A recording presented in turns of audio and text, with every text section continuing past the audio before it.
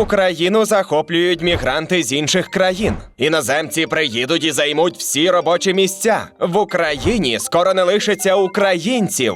Ви точно бачили подібний контент в інтернеті і, можливо, вже чули щось схоже від когось зі знайомих. Втім, виважені думки на цю тему також були. Ми вже вибудували архітектуру, як ми можемо перетворювати трудових мігрантів на громадян. Яка ситуація з мігрантами в Україні насправді? Що саме варто обговорювати у цьому контексті? Чи все, що нам не подобається, російське ІПСО? Як реагувати і чого очікувати? Пояснюємо.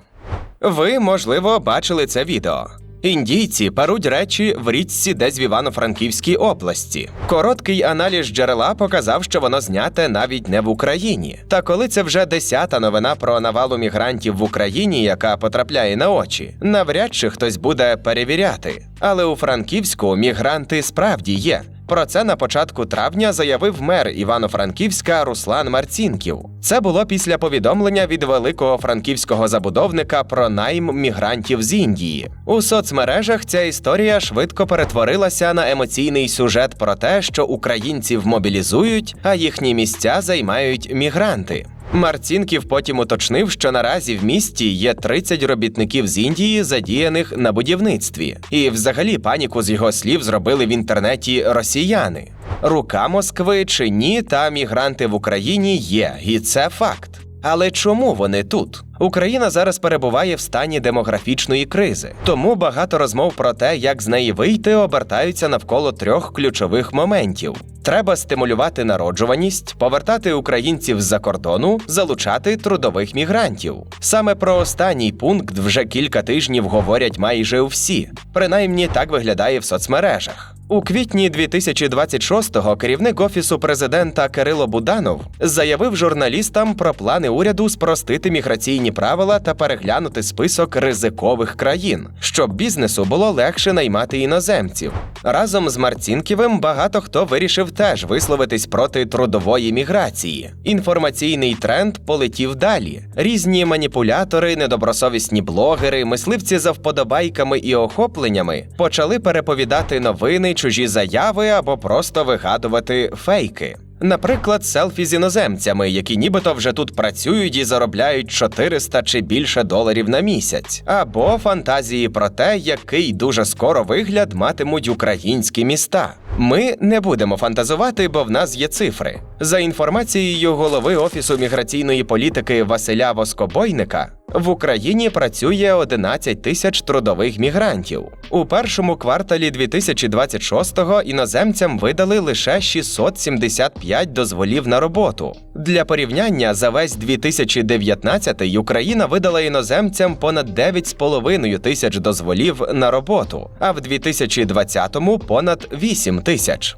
Здається, напливом це ніяк не назвеш. Загалом іноземців в Україні можна розділити на 3 групи – студенти, легальні працівники і ті, хто перебуває тут без законних підстав. Чітких меж між цими групами немає, адже іноземні студенти, наприклад, могли нелегально працювати в Україні. Трудові мігранти могли залишатись працювати і після завершення контракту та робочої візи, чи посвідки на проживання, і вже бути в статусі нелегалів. До Великої війни Україну іноді використовували як транзитний маршрут до ЄС. Після 2022-го ці схеми змінились. Тепер ті самі канали можуть використовувати і нелегальні мігранти, і українці, які намагаються незаконно виїхати з країни. Але це окрема кримінальна історія, а не доказ масового напливу мігрантів. Під час повномасштабної війни кількість іноземців в Україні суттєво зменшилась. Виїхали багато іноземних студентів, особливо після переходу університетів у великих студентських містах на дистанційне навчання. За даними Міністерства освіти та науки, у 2026-му в Україні навчаються близько 20 тисяч іноземних студентів, переважно з Китаю та Азербайджану. Для порівняння, до повномасштабної війни їх було понад 100 тисяч. Важливо, що значна частина іноземних студентів зараз навчається онлайн. Водночас з'явилась і помітно зросла нова група – іноземні військові у складі Сил оборони України. Серед них однією з найчисельніших груп є колумбійці. Їх кілька тисяч. Оцінити кількість нелегальних мігрантів складніше, бо точної статистики щодо них не існує. Є лише дані про тих, кого виявили правоохоронці. За даними Міграційної служби ДМС, найбільше таких випадків було у 2017-19 роках – приблизно 9-12 тисяч на рік. Потім кількість знизилась через пандемію та посилений контроль кордонів у Європі. Ненадовго зросла у 2021-му і різко впала після початку повномасштабної війни. Зараз правоохоронці виявляють близько 3 тисяч нелегальних мігрантів на рік. Тож, як бачимо, ніякі цифри не підтверджують версію про масовий наплив мігрантів. Усе ж таки Україна під час війни трохи не те місце, куди люди масово їдуть за кращим життям. Зараз ми насамперед країна з ризиками, зруйнованою інфраструктурою, нестабільним ринком праці і війною. Але хоч реального масового припливу немає, страх перед ним є, і то дуже великий. Люди бояться, бо війна не закінчується, невідомо, що буде з економікою і майбутнім загалом. А ще нас мало. Багато хто залишив територію України, мільйони перебувають в окупації. Через мобілізацію економіка теж втрачає цінний людський капітал. Ну і демографічна криза, про яку ми вже казали. Так, станом на січень 2026-го за кордоном перебуває 5,6 мільйонів українських біженців. І майже стільки ж перебуває на тимчасово окупованих територіях – до 6 мільйонів. Мільйон переважно чоловіків служать в силах оборони України, плюс триває мобілізація. 30-40 тисяч осіб на місяць, 400 плюс тисяч на рік. Але коли йде війна за існування країни, без мобілізації нам ніяк не обійтись. Ще понад 2 мільйони людей вирвані з білої економіки і продуктивної економіки в цілому. Це ті, хто перебуває в розшуку ТЦК і в СЗЧ. Серед біженців за кордоном і людей в окупації є ті, хто міг би працювати в Україні, а також пенсіонери за віком, діти, особи з інвалідністю та інші. Вони можуть бути залучені на ринку праці обмежено, але є активними споживачами. А це буст для економіки та створення додаткових робочих місць. Під час повномасштабної війни народжуваність впала до найнижчого рівня за час незалежності – менше однієї дитини на одну жінку репродуктивного віку. Для простого відтворення населення потрібно понад 2 дитини на жінку. Якщо показник нижчий, населення поступово скорочується. В Україні цей тренд триває ще з 1993-го. Тож і до Великої війни ситуація була хоч і трохи кращою, але все одно поганою. У 2024-му на підконтрольній уряду території України народилося менше 190 тисяч дітей. Для порівняння, у 2010-х роках народжувалось близько 500 тисяч на рік. Смертність зараз приблизно вдвічі перевищує народжуваність. Населення старішає, а частка дітей і молоді зменшується. І це не лише українська проблема. У більшості європейських країн народжуваність теж нижча за рівень, потрібний для відтворення населення. Водночас у світі є країни, де народжуваність залишається високою. Саме вони часто стають джерелом робочої сили для країн, де населення старішає і бракує працівників. І тут ми повертаємось до розмови про мігрантів. Адже в нашому майбутньому справді може бракувати людей для економіки. Тож бізнес активно прагне залучити нову робочу силу, зокрема через спрощення її імпорту. І окремі представники великого бізнесу цього не приховують. Тобто тут не йдеться про соціальний, політичний чи культурний контексти, а виключно про економічні аргументи. Залучення мігрантів – це швидкий і ефективний у короткостроковій перспективі інструмент подолання дефіциту робочої сили. Але в будь-якому разі питання трудової міграції треба обговорювати виважено, а не спираючись на фейки і лякалки про заміщення української нації. А може, всі ці лякалки – це чергова російська інформаційно-психологічна операція? Здається, росіянам піде на користь, якщо ми будемо сваритись і переживати через що завгодно, крім них. Сама дискусія про міграцію не фейкова, бо ми вже казали, люди справді хвилюються і бояться.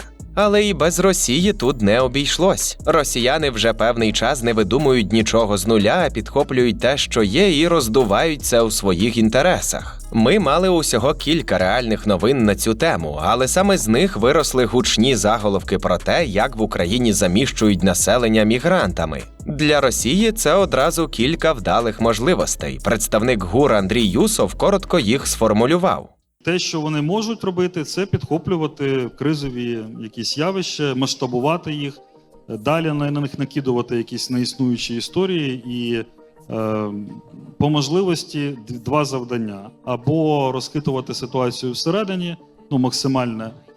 Якщо не виходить, то принаймні за будь-якої ситуації дискредитувати українське суспільство, українське воєнно-політичне керівництво серед суспільств західних партнерів, західних демократій, як наслідок ослаблення підтримки, коаліції, уповільнення допомоги. Росіяни роками намагаються виставити нас у найгіршому світлі перед цілим світом. І карта расизму та ксенофобії в Україні сьогодні у них у руках. Про це сказав і керівник Офісу президента Кирило Буданов на форумі стратегічних комунікацій. Коли ми всі кажемо, всі це знають, да, який є патерн такий ментальний навіть. Україна гостеприємна така країна. Ми всі нормально відносимось. Да? І тут нібито мігрантська криза з несприйняттям цього всього. Ви розумієте, що щось не складається, як то кажуть. Та може бути випадок, коли хтось з кимось там побився на вулиці. Так буває. Але ж з цього всього, при тому, що я не знаю, чи відбулося насправді, але зробили просто підмінену реальність. Що нібито все населення тут ненавидить весь світ і так далі. Ніяких іноземців ніколи. Це трошки інше. І працює це досить таки гарно. Ви подивіться, як ця тематика зайшла в інформаційний простір нашого суспільства. Це дуже небезпечні речі. При тому, що, я думаю, ніхто так і не побачив, в принципі, якісь реальні дії. Але весь світ про це зараз говорить. Радимо подивитись повне інтерв'ю з Будановим на каналі Яреми Духа. Не кожен критичний допис – це обов'язково російська операція. Але коли ще нічого не сталося, а анонімні канали і незрозумілі блогери вже це розганяють в емоційно-істеричному тоні, варто добре поміркувати, чому це відбувається. Тож при поширенні цих наративів треба бути дуже обережними. Насправді, я скажу по собі, я починаю помічати людей з Індії в Україні, починаю помічати людей з Таджикистану. Їх і так було, власне, і до повномасштабного вторгнення, але їх стає було зараз значно більше. Давайте так. В 24-му році було видано 6 тисяч дозволів, приблизно 6 тисяч дозволів на роботу. А в 25-му 9 тисяч. Начебто таке шалене зростання 50%, да? Але в 21-му, 22-й можна ж не рахувати, правда? Уже війна почалася. А в 21-му 22 тисячі. То що? Що таке сталося? Що ви помічаєте, а раніше ви їх не бачили? Та є мігранти чи нема, а головне питання, мабуть, все ж таки полягає у тому, чи потрібні вони в Україні. І виходить так, що потрібні. Адже це не лише закриття вакансій у конкретних компаніях, а ширший ефект для всієї економіки. Іноземні працівники допомагають долати дефіцит кадрів, сплачують податки, витрачають принаймні частину заробленого в Україні, підтримують бізнес і наповнюють бюджет. Ці кошти потім йдуть на пенсії, освіту, медицину, соціальні виплати, армію та відновлення країни. Під час відбудови та відновлення економіки без цього всього найімовірніше буде складно. Але важливо це коли, скільки, звідки, на яких умовах і з якими правилами інтеграції та безпеки будуть залучати мігрантів. Це має бути не хаотична міграція, а продумана політика. Ми можемо використати досвід інших країн, але навряд чи знайдемо універсальний рецепт. Головне для нас не просто залучити людей, а одразу думати, як вони житимуть тут. Мова, робота, легальний статус, освіта для дітей і уникнення ізольованих районів – усе це важливо. Інакше міграція лише створить нові проблеми замість вирішення старих. Ризики є, і їх потрібно чесно враховувати ще на етапі планування. Перший ризик – це соціальна ізоляція мігрантів. Якщо люди концентруються в окремих районах, не мають доступу до роботи, освіти, мови та нормальної інтеграції, це може призводити до зростання побутових конфліктів, тіньової зайнятості та криміналізації окремих середовищ. Другий ризик – питання безпеки. У будь-якій великій міграційній хвилі можуть виникати групи, які складно інтегруються або потрапляють під вплив радикальних ідеологій. Тому держава має поєднувати відкритість із якісною перевіркою, моніторингом моніторингом і профілактикою радикалізації. Третій ризик – зростання соціальної напруги. Навіть коли більшість суспільства ставиться до мігрантів або біженців доброзичливо, велика і помітна міграція може викликати страхи, конкуренцію за робочі місця, житло чи соціальні послуги. В Україні суспільство вже сильно травмоване війною. Тож напругу викличе будь-яке рішення, яке виглядатиме привілеєм для іноземців. Тому важливо не допускати ситуацій, коли за однакову роботу українці та іноземці отримують різні умови чи оплату. Ну і слід дуже уважно підходити до вибору країн, з яких залучатимуть працівників. Не треба стигматизувати людей з певних країн, але важливо враховувати не лише економічні потреби, а й наскільки держава здатна забезпечити інтеграцію, мову, правовий статус, умови праці, доступ до освіти, зрозумілі правила для роботодавців і працівників. Потрібен також якісний контроль за тим, щоб трудові мігранти вчасно повертались додому або легально продовжували перебування в Україні. Адже поки людина перебуває в законному статусі, вона намагається в ньому залишатись і не порушувати. У нелегальному режимі людина вже психологічно вважає себе порушником і легше йде на нові порушення, зокрема злочини. У міграційній політиці Україні варто враховувати і успішний досвід Європи, і провальний. Так, в Чехії роблять ставку на децентралізацію. Окремі муніципалітети підтримують регіональні центри інтеграції, де мігранти можуть отримати безкоштовну юридичну консультацію, або співпрацюють з компаніями, які фінансують школи з високою часткою іноземців.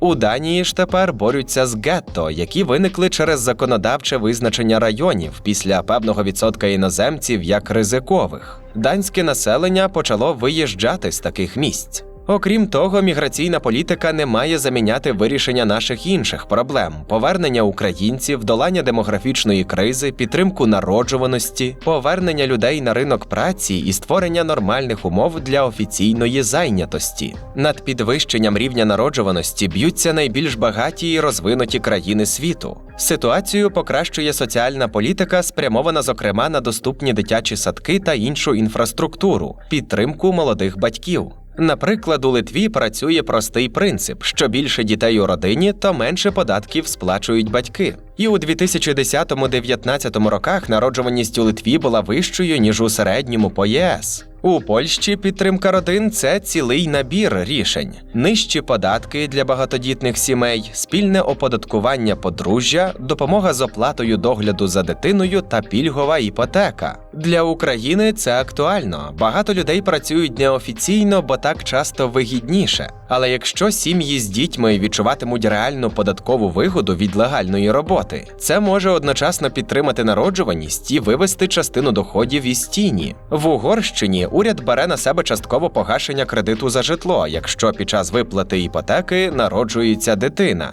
Щодо біженців, не варто очікувати, що більшість українців швидко повернеться одразу після завершення війни. Досвід попередніх воєн, зокрема у колишній Югославії, показує, що якщо після кількох років конфлікту додому повертаються хоча б 20-30% людей, які виїхали, це вже дуже добре. Фактично, Україні доведеться конкурувати за своїх громадян з Польщею, Німеччиною, Нідерландами, Францією та іншими. І ця конкуренція буде дуже складною. Не тому, що хтось любить чи не любить Україну. Тут скоріше йдеться про те, що люди встигли облаштуватись, знайти роботу, житло, безпеку, школи для дітей і якість життя. Інша окрема проблема – повернення на ринок праці чоловіків, які були з нього фактично вирвані. Для цього уряд вже дозволив бронювати працівників навіть із порушенням військового обліку. Але поки це стосується підприємств оборонної промисловості та компаній, критично важливих для сил оборони.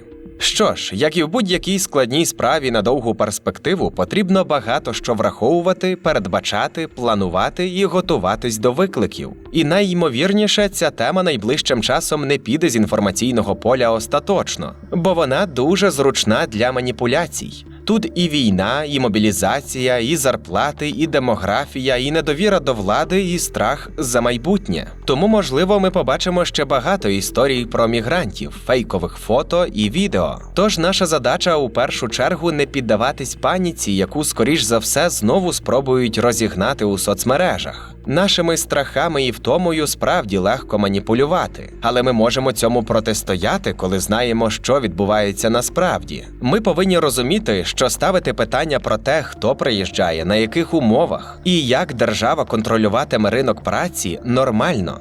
Але що точно ненормально – це вірити кожному анонімному скріну, репостити фейки і перетворювати людей іншого походження на ворогів.